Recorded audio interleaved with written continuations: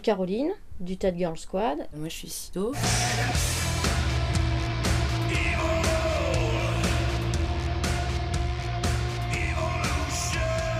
La petite différence qu'on a, c'est ces fameux masques. Donc là, on a maintenant de nouveaux masques qui nous appartiennent et qui sont donc créés, produits par Alain Juteau, qui est donc un plasticien et chef décorateur aussi, et mec incroyable d'imagination, de folie, anarchiste fini, intenable, mais qui, moi, me correspond bien.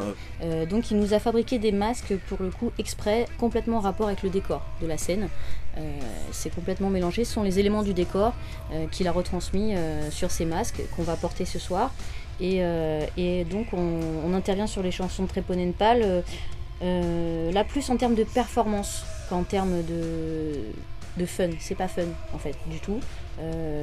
On rentre en transe avec leur musique et en fait nous on fait presque pas du spectacle, on est dedans, on en fait partie intégralement, on s'éclate, nous on rentre complètement en transe dedans.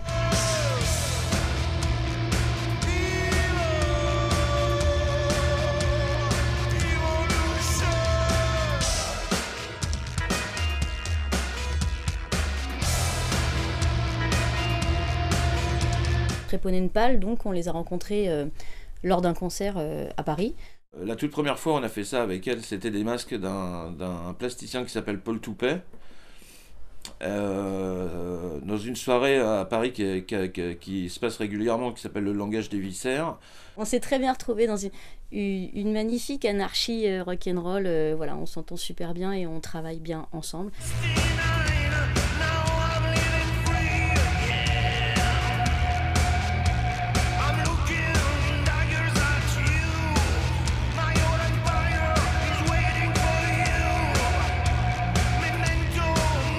On a pris le concept de la pom-pom girl du sport qu'on a amené au concert, qu'on a amené aux salles de concert.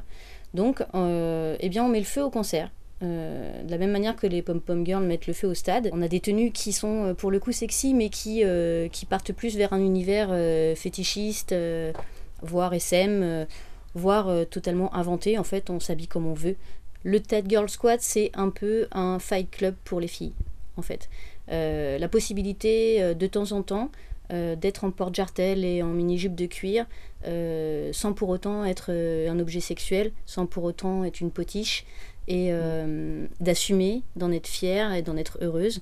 Quand on commence le Tad Girl Squad, on a du mal à s'arrêter en fait.